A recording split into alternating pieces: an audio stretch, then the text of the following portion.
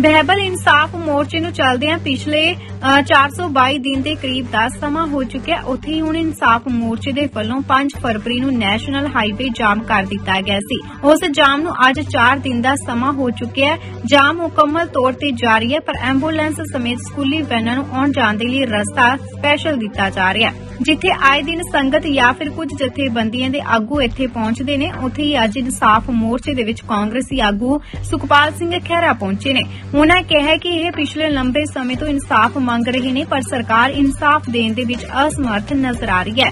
ਉਨ੍ਹਾਂ ਕਿਹਾ ਕਿ ਜਿਸ ਤਰ੍ਹਾਂ ਪਿਛਲੇ ਸਮੇਂ ਦੇ ਵਿੱਚ ਸਰਕਾਰਾਂ ਇਨਸਾਫ ਦੇਣ ਦੇ ਵਿੱਚ ਨਾਕਾਮਯਾਬ ਰਹਿਣ ਕਰਕੇ ਸੱਤਾ ਦੇ ਵਿੱਚੋਂ ਬਾਹਰ ਹੋਈਆਂ ਸਨ, ਮੌਜੂਦਾ ਸਰਕਾਰ ਦੀ ਪਾਰਟੀ ਦੇ ਆਗੂ ਵੀ 24 ਘੰਟਿਆਂ ਦਾ ਸਮਾਂ ਦੇ ਕੇ ਆਪਣੇ ਬਿਆਨਬਾਜ਼ੀ ਕਰ ਰਹੇ ਸਨ, ਸੋ ਹੁਣ ਆਪਣੇ ਬਿਆਨਾਂ ਤੋਂ ਭੱਜਦੇ ਹੋਏ ਨਜ਼ਰ ਆ ਰਹੇ ਨੇ। ਦੇਖੋ, ਬੜੇ ਅਫਸੋਸ ਦੀ ਗੱਲ ਆ ਕਿ ਪੰਜਾਬ ਨਹੀਂ ਬਲਕਿ ਮਨੁੱਖਤਾ ਦਾ ਇੱਕ ਏਡਾ ਵੱਡਾ ਇਸ਼ੂ ਪਿਛਲੇ 7-8 ਸਾਲ ਤੋਂ ਲਟਕ ਰਿਹਾ ਵਾ ਔਰ ਕਈ ਸਰਕਾਰਾਂ ਬਦਲ ਗਈਆਂ। ਅਗਰ ਆਪਾਂ ਪਿਛਲੀਆਂ ਸਰਕਾਰਾਂ ਦੀ ਗੱਲ ਕਰਦੇ ਕਿ ਉਹਨਾਂ ਨੇ ਨਹੀਂ ਕੀਤਾ ਤੇ ਉੱਥੇ ਪੰਜਾਬ ਦੇ ਲੋਕਾਂ ਨੇ ਉਹਨਾਂ ਨੂੰ ਸਜ਼ਾ ਦਿੱਤੀ ਆ, ਚਾਹੇ ਉਹ ਆਪਾਂ ਪੁਰਾਣੀ 2017 ਦੀ ਗੱਲ ਕਰ ਲਈਏ, ਚਾਹੇ ਹੁਣ 2022 ਦੇ ਵਿੱਚ ਗੱਲ ਕਰ ਲਈਏ। ਪੁਰਾਣੀਆਂ ਸਾਰੀਆਂ ਸਰਕਾਰਾਂ ਨੂੰ ਇਸੇ ਗੱਲ ਦੀ ਸਜ਼ਾ ਮਿਲੀ ਕਿ ਉਹਨਾਂ ਨੇ ਬੇਅਦਬੀਆਂ ਨੂੰ ਅਤੇ ਬਹਿਬਲ ਕਲਾਂ ਨੂੰ ਵਾਅਦਾ ਕਰਨ ਤੋਂ ਉਪਰੰਤ ਕੁਝ ਨਹੀਂ ਕੀਤਾ। ਕੁਝ ਨਹੀਂ ਕਹਿਣ ਤੋਂ ਮਤਲਬ ਹੁੰਦਾ ਕਿ ਕੋਈ ਪੁਖਤਾ ਐਕਸ਼ਨ, ਪੁਖਤਾ ਮੀਨਸ ਕਿ ਇਹਦੀ ਜੜ ਤੱਕ ਜਾ ਕੇ ਜਿਹੜੀਆਂ ਬੇਅਦਬੀਆਂ ਹੋਈਆਂ ਔਰ ਬੇਅਦਬੀਆਂ ਤੋਂ ਬਾਅਦ ਜਿਸ ਢੰਗ ਦੇ ਨਾਲ ਬਹਿਬਲ ਕਲਾਂ 'ਚ ਨੌਬਤ ਆਈ ਕਿ 2 ਸਿੱਖ ਜਵਾਨਾਂ ਨੂੰ ਮਾਰ ਦਿੱਤਾ ਗਿਆ, ਉਸ ਦੇ ਉੱਤੇ ਕਿਸੇ ਨੇ ਕੋਈ ਕਾਰਵਾਈ ਨਹੀਂ ਕੀਤੀ। ਸੋ ਮੈਂ ਪਿਛਲੀ ਵਾਰ ਵੀ ਜਦੋਂ ਆਇਆ ਮੋਰਚੇ ਤੇ, ਅਸੀਂ ਸੁਖਰਾਜ ਸਿੰਘ ਹੋਣਾ ਨੇ ਜਿਹੜਾ ਹੁਣ ਤਕਰੀਬਨ 422 ਦਿਨ ਤੋਂ ਉੱਪਰ ਇਸ ਧਰਨੇ ਤੇ ਬੈਠੇ ਨੇ, ਜਦੋਂ ਇਹਨਾਂ ਨੇ ਪਿੱਛੇ ਇਕੱਠ ਕੀਤਾ ਸੀ 14 ਅਕਤੂਬਰ ਨੂੰ ਜਾਂ ਉਸ ਵੇਲੇ, ਤਾਂ ਉਦੋਂ ਵੀ ਮੈਂ ਇਹੀ ਕਿਹਾ ਸੀਗਾ ਕਿ ਇਹ ਜਿਹੜਾ ਕੋਈ ਰੂਟੀਨ ਮੈਟਰ ਨਹੀਂਗਾ ਕਿ ਕਿਸੇ ਦਾ ਦਿਲ ਕੀਤਾ ਤਾਂ ਉਹਨੇ ਬੇਅਦਬੀਆਂ ਕਰ ਦਿੱਤੀਆਂ। ਇਹਦਾ ਇੱਕ ਬਕਾਇਦਾ ਇੱਕ ਸੀਕੁਐਂਸ ਆਫ ਇਵੈਂਟਸ ਹੈ। ਜਦੋਂ ਉਸ ਵਕਤ ਡੇਰਾ ਸੱਚਾ ਸੌਦਾ ਸਾਧ ਨੇ ਗੁਰੂ ਗੋਬਿੰਦ ਸਿੰਘ ਜੀ ਮਹਾਰਾਜ ਦੀ ਪੋਸ਼ਾਕ ਪਹਿਨ ਕੇ ਕੋਸ਼ਿਸ਼ ਕੀਤੀ ਸੀ ਉਹਨਾਂ ਦੀ ਬਰਾਬਰਤਾ ਕਰਨ ਦੀ, ਉਸ ਤੋਂ ਬਾਅਦ ਬੜੇ ਪਬਲਿਕ ਪ੍ਰੈਸ਼ਰ ਦੇ ਅਧੀਨ ਉਸ ਵਕਤ ਦੀ ਬਾਦਲ ਸਰਕਾਰ ਨੇ ਉਹਨਾਂ ਤੇ 295 ਦਾ ਕੇਸ ਚਲਾਇਆ। ਫਿਰ ਸਡਨਲੀ 2012 ਦੇ ਵਿੱਚ ਐਨ ਅਸੈਂਬਲੀ ਇਲੈਕਸ਼ਨ ਤੋਂ ਪਹਿਲਾਂ ਸੈਸ਼ਨ ਕੋਰਟ ਬਠਿੰਡਾ 'ਚੋਂ ਉਹ ਕੇਸ ਕਿਹੜੇ ਹਾਲਾਤਾਂ ਵਿੱਚ ਵਾਪਸ ਲਿਆ ਗਿਆ, ਕਿਹੜੇ ਹਾਲਾਤਾਂ ਵਿੱਚ ਉਸ ਨੂੰ ਰਿਲੀਫ ਮਿਲੀ, ਉਹ ਤੁਸੀਂ ਸਾਰੇ ਸਮਝ ਸਕਦੇ ਹੋ ਕਿ ਉਹ ਉਸ ਵਕਤ ਦੀ ਸਰਕਾਰ ਦੀ ਤੇ ਡੇਰਾ ਸੱਚਾ ਸੌਦਾ ਪ੍ਰੇਮੀਆਂ ਦੀ ਆਪਸ ਵਿੱਚ ਜਿਹੜਾ ਗੰਢ ਤੁੱਪ ਹੋ ਗਿਆ ਵੋਟਾਂ ਨੂੰ ਲੈ ਕੇ।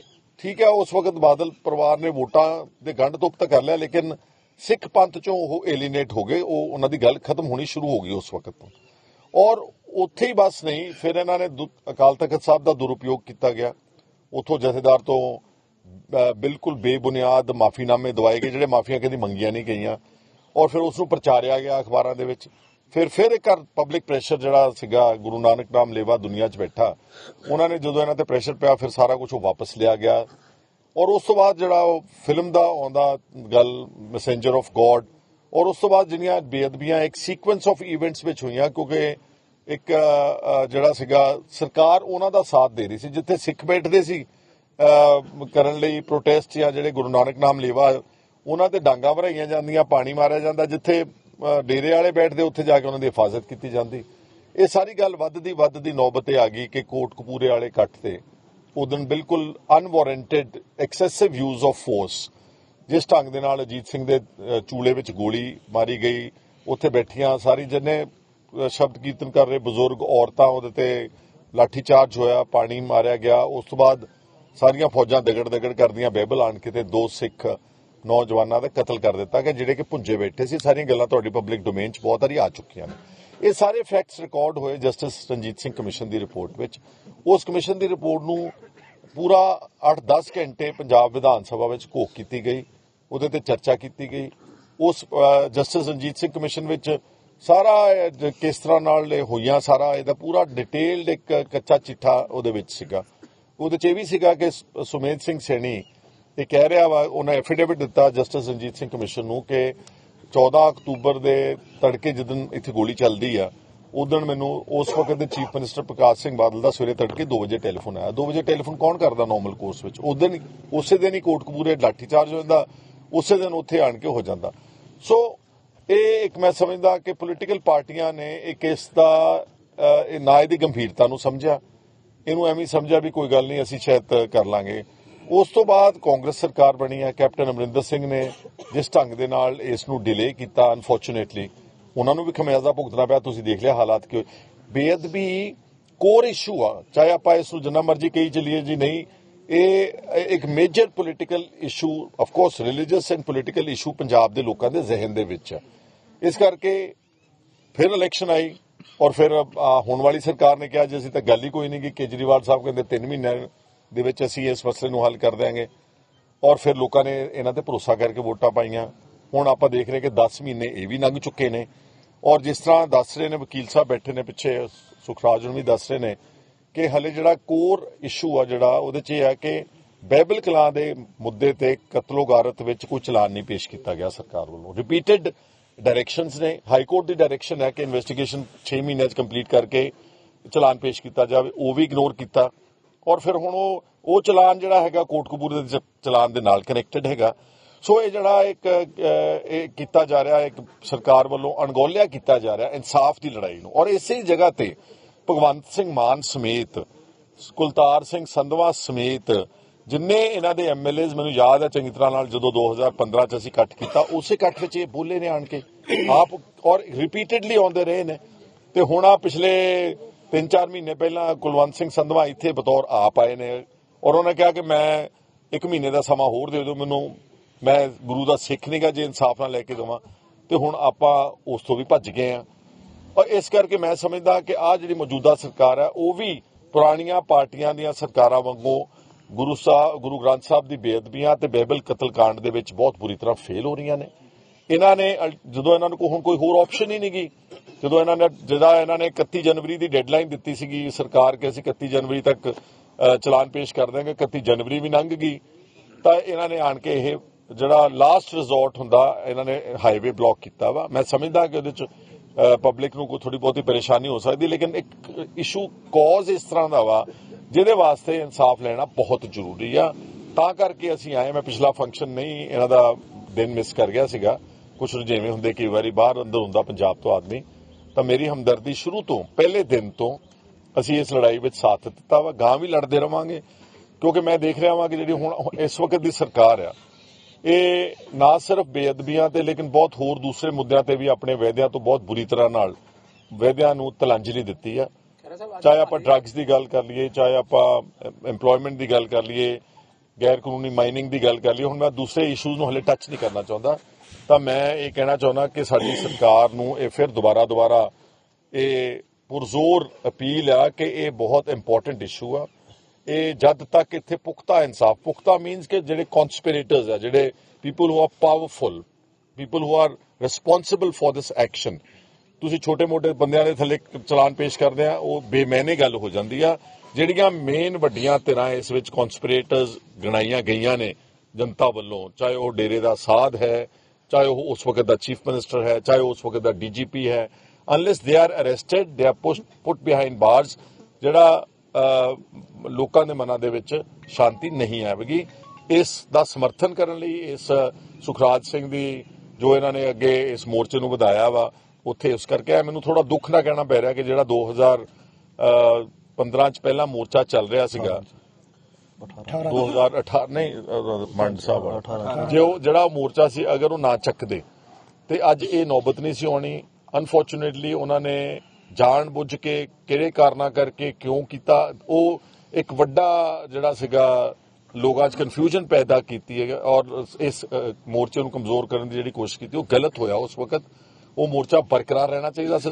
ਇਸ ਕਰਕੇ ਜਦੋਂ ਉਹਨਾਂ ਨੇ ਬਿਨਾਂ ਸ਼ਰਤ, ਬਿਨਾਂ ਕਿਸੇ ਮੇਜਰ ਅਚੀਵਮੈਂਟ ਤੋਂ ਮੋਰਚਾ ਚੱਕਿਆ, ਉਸ ਵਕਤ ਫਿਰ ਸੁਖਰਾਜ ਸਿੰਘ ਨੇ ਜ਼ਿੰਮੇਵਾਰੀ ਜਿਹੜੀ ਚੱਕੀ ਆ।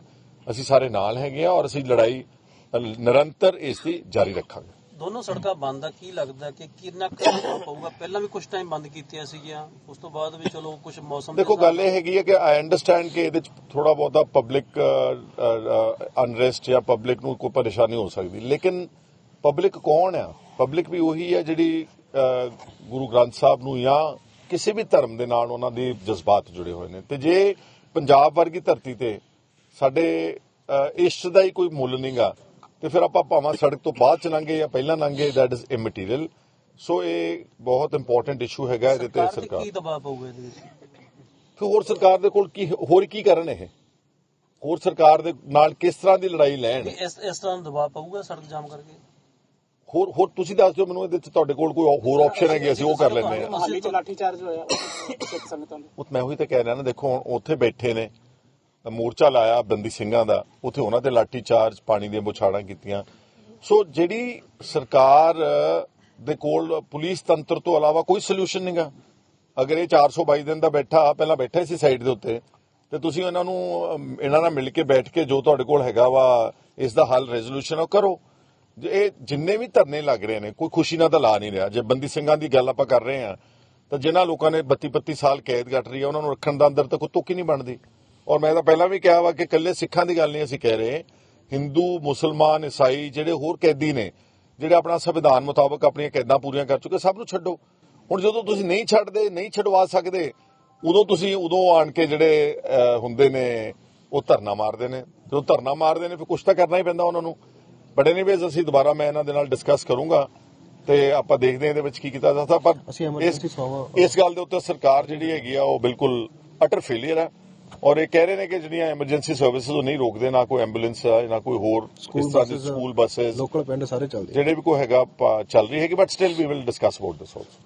ਖਹਿਰਾ ਸਾਹਿਬ, ਕੁੰਵਰ ਵਿਜੇ ਪ੍ਰਤਾਪ ਇੱਕ ਸੱਤਾ ਧਿਰ ਦੇ ਜਿਹੜੇ ਉਹ ਹਿੱਸੇਦਾਰ ਨੇ, ਉਹ ਇੱਥੇ ਆ ਕੇ ਉਹਨਾਂ ਨੂੰ ਕਹਿਣਾ ਪੈਂਦਾ ਮੈਂ ਮੋਰਚੇ ਦੇ ਨਾਲ ਖੜਾ। ਕਿਵੇਂ ਲੱਗਦਾ ਤੁਹਾਨੂੰ? ਐਮਐਲਏ ਸਾਹਿਬ ਦੀ ਜੇ ਉੱਥੇ ਸੁਣਵਾਈ ਨਹੀਂ ਹੁੰਦੀ, ਮੁੱਖ ਮੰਤਰੀ ਉਹਨਾਂ ਦੀ ਗੱਲ ਨਹੀਂ ਮੰਨ ਰਹੇ? ਨਹੀਂ, ਉਹ ਤਾਂ ਮੈਂ ਪੰਜਾਬ ਦੀ ਵਿਧਾਨ ਸਭਾ ਦੇ ਅੰਦਰ ਦੀ ਗਵਾਹੀ ਦੇ ਰਿਹਾ ਵਾਂ ਕਿ ਕੁੰਵਰ ਵਿਜੇ ਪ੍ਰਤਾਪ ਸਿੰਘ ਨੇ ਸਿਰਫ ਸਪੀਕਰ ਕੋਲੋਂ ਅੱਧੇ ਘੰਟੇ ਦੀ ਗੁਰੂ ਗ੍ਰੰਥ ਸਾਹਿਬ ਦੀ ਬੇਅਦਬੀ ਦੀ ਡਿਸਕਸ਼ਨ ਦਾ ਟਾਈਮ ਮੰਗਿਆ ਸੀ, ਉਹਨੂੰ ਟਾਈਮ ਹੀ ਨਹੀਂ ਦਿੱਤਾ ਗਿਆ। ਇਸ ਕਰਕੇ ਤੁਸੀਂ ਹੁਣ ਅੰਦਾਜ਼ਾ ਲਾ ਲਓ ਕਿ ਜਿਹੜੇ ਆਮ ਆਦਮੀ ਪਾਰਟੀ ਦਾ ਖੁਦ ਐਮਐਲਏ ਜਿਹੜਾ ਇਸ ਇਨਵੈਸਟੀਗੇਸ਼ਨ ਦੇ ਨਾਲ ਇਨਵੋਲਵ ਰਿਹਾ, ਉਹਨੂੰ ਨਹੀਂ ਬੋਲਣ ਦੇ ਰਹੇ, ਉਹਦਾ ਮੂੰਹ ਬੰਦ ਕਰਾਇਆ ਜਾ ਰਿਹਾ। ਇੱਥੋਂ ਉਹਨਾਂ ਦੇ ਮਨਸੂਬੇ ਪੂਰੇ ਤੁਹਾਨੂੰ ਸਾਫ਼ ਨਜ਼ਰ ਆ ਰਹੇ ਨੇ। ਔਰ ਮੈਨੂੰ ਨਹੀਂ ਲੱਗਦਾ ਕਿ ਇਹ ਸਰਕਾਰ ਇਸ ਇਸ਼ੂ ਦੇ ਉੱਤੇ ਬਹੁਤ ਸੰਜੀਦਾ ਹੈ। ਜਿਹੜੀ ਪਹਿਲਾਂ ਵੀ ਕੋਈ ਮੇਰੇ ਖਿਆਲ ਰਿਪੋਰਟ ਵਗੈਰਾ ਬਣਾਈ, ਉਹ ਵੀ ਅਨਡੈਜ਼ਿਗਨੇਟਿਡ ਪਰਸਨਸ ਉਹਨਾਂ ਨੂੰ ਬੁਲਾ ਕੇ ਉਹਨਾਂ ਨੂੰ ਸੌਂਪ ਦਿੱਤੀ ਗਈ ਆ। ਇੱਕ ਪ੍ਰੋਪਰ ਪ੍ਰਕਿਰਿਆ ਦੇ ਤਹਿਤ ਇਹਦੇ ਉੱਤੇ ਪੂਰੀ ਕਾਰਵਾਈ ਪ੍ਰੋਪਰ ਹੋਣੀ ਚਾਹੀਦੀ ਹੈ। ਖਹਿਰਾ ਸਾਹਿਬ, ਚਲਾਨ ਦੀ ਗੱਲ ਆ ਜਾਂਦੀ ਹੈ। ਚਲਾਨ ਕਈ ਵਾਰ ਖਬਰ ਇਹਨਾਂ ਕੋਲ ਪਹੁੰਚਾ ਦਿੱਤੀ ਜਾਂਦੀ ਹੈ ਕਿ ਸਰਕਾਰ ਬਹੁਤ ਜਲਦੀ ਚਲਾਨ ਪੇਸ਼ ਕਰ ਰਹੀ ਹੈ। ਇਹਨਾਂ ਨੂੰ 1 ਮਹੀਨੇ ਦਾ ਸਮਾਂ ਦਿੱਤਾ ਜਾਂਦਾ ਹੈ ਕਿ 1 ਮਹੀਨੇ ਅੰਦਰ ਚਲਾਨ ਪੇਸ਼ ਹੋਵੇਗਾ। ਲਾਸਟ ਮੰਥ ਦੀ ਗੱਲ ਕਰੀਏ ਤਾਂ ਆਪਾਂ ਉਸ ਤੋਂ ਬਾਅਦ ਕੋਈ ਵੀ ਹੁਣ 2-4 ਦਿਨ ਪਹਿਲੇ ਗੱਲ ਆਉਂਦੀ ਕਿ ਸਟੇਟਸ ਰਿਪੋਰਟ ਪੇਸ਼ ਕਰ ਦਿੱਤੀ ਹੈ ਕੋਰਟ ਦੇ ਵਿੱਚ। ਕੀ ਲੱਗਦਾ ਸਰਕਾਰ ਕਿੱਥੇ? ਮੇਰੇ ਹਿਸਾਬ ਨਾਲ ਇਹ ਸਾਰੇ ਇਸ਼ੂ ਨੂੰ ਜਾਣ ਬੁੱਝ ਕੇ ਕੰਪਲਿਕੇਟ ਕਰ ਦਿੱਤਾ ਵਾ ਬੇਲੋੜਾ। ਅਸੂਲਨ ਤਾਂ ਜਿੱਦਣ ਇੱਥੇ ਗੋਲੀ ਚੱਲੀ ਸੀਗੀ, ਜਿਹੜਾ ਐਸਐਚਓ ਆ ਇਸ ਬਾਜਾਖਾਨਾ ਪੁਲਿਸ ਸਟੇਸ਼ਨ, ਬਾਜਾਖਾਨਾ ਦਾ ਪੁਲਿਸ ਸਟੇਸ਼ਨ ਦਾ ਐਸਐਚਓ ਕੰਪੀਟੈਂਟ ਹੈ to file an FIR under 302 ਔਰ ਆਪਣੀ ਇਨਵੈਸਟੀਗੇਸ਼ਨ ਕਰਕੇ ਉਹ ਜਿਹੜੇ ਦੋਸ਼ੀ ਉਹਨਾਂ ਨੂੰ ਗ੍ਰਿਫਤਾਰ ਕਰ ਸਕਦਾ ਸੀਗਾ। ਜਦੋਂ ਸਰਕਾਰਾਂ ਕਿਸੇ ਗੱਲ ਨੂੰ ਠੰਡੇ ਬਸਤੇ 'ਚ ਪਾਉਂਦੀਆਂ ਨੇ, ਆਪਣੇ ਗਲੋਂ ਲਾਉਂਦੀਆਂ ਨੇ, ਫਿਰ ਉਹ ਐਸਆਈਟੀ ਬਣਾ ਦਿੰਦੀਆਂ ਨੇ, ਫਿਰ ਕਮਿਸ਼ਨ ਬਣਾ ਦਿੰਦੀਆਂ ਨੇ, ਫਿਰ ਕਮਿਸ਼ਨ ਦੇ ਕਈ ਉਹ ਕੰਪਲਿਕੇਟਿਡ ਉਹਨਾਂ ਦੇ ਇਸ਼ੂਜ਼ ਹੋ ਜਾਂਦੇ ਨੇ, ਜਿਹਦੇ ਨਾਲ ਗੁਨਾਹਗਾਰਾਂ ਨੂੰ ਰਿਲੀਫ ਮਿਲ ਜਾਂਦੀ। ਬਹੁਤ ਪੁਲਿਸ ਵਾਲੇ ਨੇ ਜਿਹੜੇ ਐਂਟੀਸਿਪੇਟਰੀ ਬਿੱਲਾਂ ਲੈ ਗਏ ਨੇ, ਸੁਮੇਧ ਸੈਣੀ ਲੈ ਗਿਆ ਡੀਜੀਪੀ ਐਂਟੀਸਿਪੇਟਰੀ ਬਿੱਲ। ਬਹੁਤ ਸਾਰਿਆਂ ਨੂੰ ਇਸ ਸ਼ੌਡੀ ਇਨਵੈਸਟੀਗੇਸ਼ਨ ਕਰਕੇ, ਪੂਅਰ ਇਨਵੈਸਟੀਗੇਸ਼ਨ ਦੇ ਕਰਕੇ ਬਹੁਤ ਸਾਰੇ ਕਾਨੂੰਨਾਂ ਦੀਆਂ ਅਦਾਲਤਾਂ ਵਿੱਚੋਂ ਫਾਇਦਾ ਲੈ ਗਏ ਨੇ। ਕੋਟਕਪੂਰੇ ਵਾਲੀ ਜਿਹੜੀ ਸਾਰੀ ਐਸਆਈਟੀ ਦੀ ਇਨਵੈਸਟੀਗੇਸ਼ਨ ਹੀ ਕੁਆਸ਼ ਕਰ ਦਿੱਤੀ ਹੈ। ਸੋ ਕਿਹਦੀ ਜ਼ਿੰਮੇਵਾਰੀ ਆ ਹੁਣ? ਕਿਸੇ ਤੁਹਾਡੀ ਮੇਰੀ ਜਾਂ ਕਿਸੇ ਇੰਡੀਵਿਜੂਅਲ ਦੀ ਤਾਂ ਹੈ ਨਹੀਂ ਗੀ। ਜਿਹੜਾ ਕ੍ਰਿਮੀਨਲ ਲਾਅ ਹੈਗਾ ਜਾਂ ਕਨਸਟੀਟਿਊਸ਼ਨ ਆ, ਕੋਈ ਵੀ ਆਫੈਂਸ, ਕੋਈ ਕ੍ਰਾਈਮ ਹੁੰਦਾ ਉਹ ਬਨਾਮ ਸਟੇਟ ਚੱਲਦਾ ਵਾ। ਸੋ ਇੱਥੇ ਪ੍ਰੋਸੀਕਿਊਸ਼ਨ ਜਾਂ ਜਿਹੜੀ ਏਜੰਸੀ ਆ ਜਿਸ ਨੇ ਸਜ਼ਾ ਕਰਾਉਣੀ ਆ, ਜਿਹਨੇ ਗੁਨਾਹ ਇਨਸਾਫ ਦਿਵਾਉਣਾ ਵਾ, ਉਹ ਸਟੇਟ ਆ। ਤੇ ਸਟੇਟ ਅੱਜ ਕੱਲ੍ਹ ਕਿਹਦੇ ਹੱਥਾਂ ਵਿੱਚ ਆ ਉਹ ਤੁਹਾਨੂੰ ਕਹਿਣ ਦੀ ਲੋੜ ਨਹੀਂ। ਹੁਣ ਜਦੋਂ ਆਪਾਂ ਕਹਿੰਦੇ ਕਿ ਜੀ ਹਲੇ ਸਮਾਂ ਨਹੀਂ ਹੋਇਆ, ਹੁਣ ਅਸੀਂ ਪਹਿਲਾਂ ਇਹ ਸਮਝਦੇ ਸੀ ਕਿ ਸਰਕਾਰ ਨਵੀਂ ਬਣੀ ਹੈ। ਹਾਲਾਂਕਿ ਇਹਨਾਂ ਦੇ ਆਪ ਹੀ ਕੇਜਰੀਵਾਲ ਨੇ ਕਿਹਾ ਕਿ 3 ਮਹੀਨੇ ਦਾ ਟਾਈਮ ਚਾਹੀਦਾ ਮੈਨੂੰ, ਸ਼ਾਇਦ ਜ਼ਿਆਦਾ 24 ਘੰਟੇ ਗਿਆ। ਹਾਂ, 24 ਘੰਟੇ। ਚਲੋ ਅਸੀਂ ਸਮਝਿਆ ਕਿ ਇੱਕ ਆਦਮੀ ਕਹਿਣ ਵਾਸਤੇ ਕਹਿ ਦਿੰਦਾ ਵਾ ਵੀ ਚਲੋ 24 ਘੰਟੇ ਨਹੀਂ, ਲੇਕਿਨ 100 days are enough to resolve any such complicated matter also. ਪਰ ਹੁਣ ਤਾਂ 10 ਮਹੀਨੇ ਹੋ ਗਏ ਨੇ। ਸੋ ਇਸ ਕਰਕੇ ਜੋ ਵੀ ਇਹ ਮੋਰਚੇ ਦਾ ਅਗਲਾ ਫੈਸਲਾ ਕੋਈ ਲੈਣਗੇ, ਅਸੀਂ ਸਾਰੇ ਨਾਲ ਹੈਗੇ ਹਾਂ, ਅਸੀਂ ਸਾਰਿਆਂ ਨੂੰ ਅਸੀਂ ਸਪੋਰਟ ਕਰਾਂਗੇ ਔਰ ਵੱਧ ਚੜ ਕੇ ਇਹਨਾਂ ਦੀ ਮਦਦ ਕਰਾਂਗੇ। ਖਹਿਰਾ ਸਾਹਿਬ, ਪਾਕਿਸਤਾਨ ਦੀ ਤਰਜ਼ ਤੇ ਬੇਅਦਬੀ ਵਾਲੇ ਮਾਮਲੇ ਵਿੱਚ ਕਿਹਾ ਗਿਆ ਸੀਗਾ। ਤੁਸੀਂ ਵੀ ਪਿਛਲੀ ਸਰਕਾਰ ਦੇ ਕੁਝ ਸਮਾਂ ਹਿੱਸੇਦਾਰ ਰਹੇ ਹੈ। ਤੁਸੀਂ ਉਸ ਵਕਤ ਜਿਵੇਂ ਹੁਣ ਚੰਨੀ ਦੀ ਸੀਗੀ ਸਰਕਾਰ 3 ਮਹੀਨੇ ਰਹੀ ਹੈ, ਤੁਸੀਂ ਕੋਸ਼ਿਸ਼ ਕੀਤੀ ਹੈ? ਤੁਹਾਡੀ ਸਰਕਾਰ ਵੇਲੇ ਵੀ ਟਾਲ ਮਟੋਲ ਦੇਖੋ, ਮੈਂ ਜਦੋਂ ਲੀਡਰ ਆਫ ਆਪੋਜੀਸ਼ਨ ਸੀਗਾ, ਤੁਸੀਂ ਮੇਰੀ ਕਾਰਵਾਈ ਸਾਰੀ ਨੂੰ ਅੱਛੀ ਤਰ੍ਹਾਂ ਜਾਣਦੇ ਹੋ। ਜਦੋਂ ਮੈਂ ਵਾਪਸ ਕਾਂਗਰਸ ਰੀਜੁਆਇਨ ਕੀਤੀ ਆ ਮੈਂ ਇਹ ਸਾਰੇ ਇੰਪੋਰਟੈਂਟ ਇਸ਼ੂਜ਼ ਹਮੇਸ਼ਾ ਪਬਲਿਕ ਡੋਮੇਨ 'ਚ ਰੱਖੇ ਨੇ। ਇਹ ਨਹੀਂਗਾ ਕਿ ਮੈਂ ਆਇਆ ਤਾਂ ਮੈਂ ਕੁਝ ਨਹੀਂ ਕੀਤਾ, ਬਟ ਤੁਹਾਨੂੰ ਇਹ ਵੀ ਯਾਦ ਹੋਣਾ ਚਾਹੀਦਾ ਕਿ ਉਸ ਤੋਂ ਥੋੜੇ ਸਮੇਂ ਬਾਅਦ ਹੀ ਮੇਰੇ ਤੇ ਈਡੀ ਨੇ ਮੁਕੱਦਮਾ ਕਰਕੇ ਮੈਨੂੰ ਆਲਮੋਸਟ 80-90 ਦਿਨ ਤਾਂ ਜੇਲ੍ਹ ਦੇ ਵਿੱਚ ਹੀ ਰੱਖਿਆ। ਮੇਰੀ ਤਾਂ ਰਿਲੀਜ਼ ਹੀ ਇਲੈਕਸ਼ਨਾਂ ਦੇ ਕਾਗਜ਼ ਭਰਨ ਤੋਂ 5-4 ਦਿਨ ਪਹਿਲਾਂ ਹੋਈ ਸੀਗੀ। ਸੋ I have always been carrying out my fight against injustice, ਔਰ ਬੜਾ ਇੰਪੋਰਟੈਂਟ ਇਸ਼ੂ ਮੈਂ ਕਹਿ ਰਿਹਾ। ਫਿਰ ਕੁਝ ਲੋਕਾਂ ਨੂੰ ਲੱਗਦਾ ਕਿ ਸ਼ਾਇਦ ਨਹੀਂ ਜੀ ਹੁਣ ਕੋਈ ਹੋਰ ਇਸ਼ੂਜ਼ ਆ ਗਏ, ਨਹੀਂ, ਇੱਕ ਹੋਰ ਇਸ਼ੂ ਪੰਜਾਬ ਦੀ ਰਾਜਨੀਤੀ ਵਿੱਚ, ਪੰਜਾਬ ਦੀ ਸਿਆਸਤ ਵਿੱਚ ਰਹੇਗਾ। ਤੁਹਾਡੀ ਸਰਕਾਰ ਵੇਲੇ ਵੀ ਧਰਨਾਕਾਰੀਆਂ ਨੂੰ ਟਾਲ ਮਟੋਲ ਕਰਦੇ ਰਹੇ, ਹੁਣ ਵੀ ਟਾਲ ਮਟੋਲ ਕਰਦੇ ਪਏ ਆ। ਇਸ ਚੀਜ਼ ਦਾ ਤੁਹਾਨੂੰ ਪਤਾ ਲੱਗ ਗਿਆ ਟਾਲ ਮਟੋਲ ਕੀਤੀ ਕਿਉਂ ਜਾ ਰਹੀ ਹੈ? ਮੈਂ ਸਭ ਨੂੰ ਦੋਸ਼ੀ ਠਹਿਰਾ ਰਿਹਾ, ਮੈਂ ਕਿਸੇ ਨੂੰ ਬਚਾ ਹੀ ਨਹੀਂ ਰਿਹਾ। ਜੇ ਮਗਰਲਿਆਂ ਨੇ ਕੀਤਾ ਉਹਨਾਂ ਨੂੰ ਸਜ਼ਾ ਮਿਲ ਗਈ ਆ, ਇਹ ਹੋਣ ਵਾਲੇ ਕਰਨਗੇ ਤੇ ਇਹਨਾਂ ਨੂੰ ਵੀ ਸਜ਼ਾ ਮਿਲ ਗਈ। ਟਾਲ ਮਟੋਲ ਤਾਂ ਇਹੀ ਹੁੰਦਾ ਨਾ ਜੀ। ਦੇਖੋ ਗੱਲ ਇਹ ਆ ਕਿ ਜਦੋਂ ਆਦਮੀ ਸੱਤਾ ਤੋਂ ਬਾਹਰ ਫਿਰਦੇ ਨੇ, ਭਗਵੰਤ ਸਿੰਘ ਮਾਨ ਦੇ ਕਿੰਨੇ ਬਿਆਨ ਮੈਂ ਤੁਹਾਨੂੰ ਦਿਖਾ ਸਕਦਾ ਵਾਂ, ਜਦੋਂ ਸੱਤਾ ਤੋਂ ਬਾਹਰ ਹੁੰਦੇ ਨੇ ਤੇ ਉਹ ਕਿੱਦਾਂ ਮਜ਼ਾਕ ਉਡਾ ਰਹੇ ਸੀ ਕਿ ਜੀ ਦੇਖੋ ਇਹ ਗਨਮੈਨ ਲੈ ਕੇ ਫਿਰਦੇ ਨੇ ਜੀ, ਇਹਨਾਂ ਨੂੰ ਚੁੱਲ੍ਹਿਆਂ ਦੀ ਅੱਗ ਨਹੀਂ ਦਿਸਦੀ, ਉੱਤੋਂ ਜਹਾਜ਼ਾਂ ਤੋਂ ਉੱਡਦੇ ਨੇ ਕੈਪਟਨ ਅਮਰਿੰਦਰ ਸਿੰਘ ਬਾਦਲ, ਇਹ ਦੇਖੋ ਜੀ ਇਹ VIP ਕਲਚਰ ਹੈ। ਜਿੰਨੇ ਬਿਆਨ ਇਹਨਾਂ ਨੇ ਦਿੱਤੇ ਭਗਵੰਤ ਸਿੰਘ ਮਾਨ ਨੇ, ਸਾਰੇ ਬਿਆਨਾਂ ਨੂੰ ਆਪ ਹੀ ਛਿੱਕੇ ਤੇ ਟੰਗਿਆ ਵਾ। ਅੱਜ ਭਗਵੰਤ ਮਾਨ ਦੇ ਪਰਿਵਾਰ ਕੋ 1000 ਬੰਦਾ ਸਿਕਿਉਰਿਟੀ ਦਾ ਹੋਣਾ, ਮਾਤਾ ਜੀ ਕੋਲ ਇਹਦਾ ਵਾ, ਭੈਣ ਜੀ ਕੋਲ ਇਹਦਾ ਵਾ, ਇਹਦੀ ਧਰਮ ਪਤਨੀ ਜਿੱਦਾਂ ਕੋਈ, ਉਹ ਮੈਂ ਦੇਖ ਰਿਹਾ CM ਕੈਵਲਕੇਟ ਦੀਆਂ ਲੈਕਸਸ ਜਿਹੜੀਆਂ ਗੱਡੀਆਂ ਨੇ ਉਹਦੀਆਂ ਉਹ ਲਈ ਫਿਰਦੇ ਨੇ ਔਰ ਪਾਲਿਸੀ ਸਟੇਟਮੈਂਟਸ ਦੇ ਰਹੇ ਨੇ, ਤੇ VIP ਕਲਚਰ ਦਾ ਇੱਥੇ ਉਡਾ ਦਿੱਤਾ, ਆਪ ਹੀ ਛਿੱਕੇ ਤੇ ਟੰਗਦਾ। ਕਿੰਨਾ ਗਹਿਣਾ ਪਾ ਕੇ ਤੁਰੇ ਫਿਰਦੇ ਨੇ ਪੰਜਾਬ ਦੇ ਵਿੱਚ। ਔਰ ਪਹਿਲਾਂ ਹੈਲੀਕਾਪਟਰ ਸੀ ਅਮਰਿੰਦਰ ਸਿੰਘ ਦਾ, ਹੁਣ ਕਹਿੰਦੇ ਅਸੀਂ ਜੈਟ ਜਹਾਜ਼ ਲੈਣਾ ਜੀ, ਇੱਕ ਪੂਰਾ ਫਿਕਸਡ ਵਿੰਗ ਪਲੇਨ ਲੈਣਾ ਵਾ ਤਾਂ ਕਿ ਕੇਜਰੀਵਾਲ ਸਾਹਿਬ ਬਾਕੀ ਪੰਜਾਬ ਦੇ ਦੇਸ਼ ਵਿੱਚ ਲੋਕ ਸਭਾ ਦਾ ਦੌਰਾ ਕਰ ਸਕਣ। ਗੈਰ ਕਾਨੂੰਨੀ ਮਾਈਨਿੰਗ ਦੀਆਂ ਕਿੰਨੀਆਂ ਵੀਡੀਓ ਸਰਫੇਸ ਹੋ ਰਹੀਆਂ। ਇਹ ਕਦੀ ਤੁਸੀਂ ਚੀਫ ਮਿਨਿਸਟਰ ਨੂੰ ਰੇਤਾ ਦੀ ਕਿਸੇ ਕਿਹੜਾ ਢੇਰ ਲੱਗਿਆ ਉਹਦਾ ਕੋਈ ਉਦਘਾਟਨ ਕਰਦੇ ਦੇਖਿਆ ਅੱਜ ਤੱਕ? ਮਤਲਬ ਚੀਫ ਮਿਨਿਸਟਰ ਦੇ ਰੁਤਬੇ ਦਾ ਵੀ ਬਿਲਕੁਲ ਮਜ਼ਾਕ ਉਡਾਇਆ ਜਾ ਰਿਹਾ। ਇੱਧਰ ਰੇਤਾ ਦਾ ਉਦਘਾਟਨ ਕਰ ਰਹੇ ਨੇ, ਉੱਧਰ ਮੈਂ ਅਜਨਾਲੇ ਵਿੱਚ ਕੁਲਦੀਪ ਢਾਲੀਵਾਲ ਦੇ ਆਪਣੀ ਕਨਸਟੀਟੂਐਂਸੀ ਦੇ ਲਾਗੇ ਪਿੰਡ ਦੇ ਮਤਲਬ ਦਰਜਨਾ ਟਰੱਕ 12 ਵਜੇ ਰਾਤ ਨੂੰ ਮਿਡਨਾਈਟ ਵੀਡੀਓ ਸ਼ੂਟ ਕਰਕੇ ਮੇਰੇ ਕੋਲ ਭੇਜੀ, ਜਿਹੜੀ ਕਿ ਮੈਂ ਮੀਡੀਆ ਨੂੰ ਰਿਲੀਜ਼ ਕੀਤੀ ਆ। ਡਰੱਗਸ ਦੀ ਗੱਲ ਕਰ ਲਓ ਤੁਸੀਂ, ਸਾਡੇ ਬੱਚੇ ਔਰਤਾਂ ਤੱਕ ਸ਼ਿਕਾਰ ਨੇ, ਲੜਕੀਆਂ ਆਉਂਦੀਆਂ ਵੀਡੀਓਜ਼ ਪੈਰਾਂ ਤੇ ਨਹੀਂ ਖੜ ਸਕਦੀਆਂ। ਹਰ ਗਲੀ ਕੂਚੇ ਵਿੱਚ ਨਸ਼ਾ ਵਿਕ ਰਿਹਾ ਵਾ। ਆ ਦਿੱਲੀ ਦਾ ਹੈਲਥ ਐਜੂਕੇਸ਼ਨ ਕਹਿੰਦੇ ਸੀਗੇ, ਅੱਜ ਤੁਸੀਂ ਦੇਖੋ ਧੱਕੇ ਨਾਲ ਸਾਡਾ ਜਿਹੜਾ ਐਸਟੈਬਲਿਸ਼ਡ ਹੈਲਥ ਕੇਅਰ ਸਿਸਟਮ ਆ, ਜਿਹੜਾ ਮੈਨੂੰ ਪਤਾ ਵਾ ਕਿ ਨੁਕਸਾਨ ਉਹਦਾ ਹੋਇਆ ਸੀਗਾ, ਡਾਕਟਰਾਂ ਦੀ ਕਮੀ ਸੀ, ਦਵਾਈਆਂ ਦੀ ਕਮੀ ਸੀ, ਬਜਾਏ ਕਿ ਉਹਨੂੰ ਠੀਕ ਕਰਨਾ ਆਪਾਂ ਪੈਰਲਲ ਇੱਕ ਮੁਹੱਲਾ ਕਲੀਨਿਕ ਕੇ ਪਤਾ ਨਹੀਂ ਆਮ ਆਦਮੀ ਕਲੀਨਿਕ ਤੋੜ ਦਿੱਤਾ ਵਾ। ਐਵੇਂ ਪੁਰਾਣੀਆਂ ਬਿਲਡਿੰਗਾਂ ਨੂੰ 5-7 ਲੀਟਰ ਰੰਗ ਕਰਕੇ ਤੁਸੀਂ ਉਹਦੇ ਚ ਧੱਕੇ ਨਾਲ ਕਲੀਨਿਕ ਖੋਲ ਰਹੇ। OPDs ਕੀ ਹੈਗੀਆਂ? OPDs ਤਾਂ ਹਰ ਪਹਿਲਾਂ ਜਿਹੜੀਆਂ ਪਿੰਡੂ ਡਿਸਪੈਂਸਰੀਆਂ ਦੇ OPDs, ਜਿਹੜੇ ਰੂਰਲ ਹਸਪੀਟਲ ਹੈ ਸਾਰਿਆਂ ਚ OPD ਹੈ, ਜਿਹੜੇ ਕਮਿਊਨਿਟੀ ਹੈਲਥ ਸੈਂਟਰ ਹੈ ਸਾਰਿਆਂ ਚ OPDs ਹੈਗੀਆਂ। ਤੁਸੀਂ ਜੇ ਪੈਸਾ ਹੀ ਲਾਉਣਾ ਹੀ ਆ, ਤੁਸੀਂ ਜਿਹੜਾ ਪੁਰਾਣਾ ਐਸਟੈਬਲਿਸ਼ ਸਾਡਾ ਸਿਸਟਮ ਆ ਇਹਨੂੰ ਠੀਕ ਕਰੋ। Same is situation with education.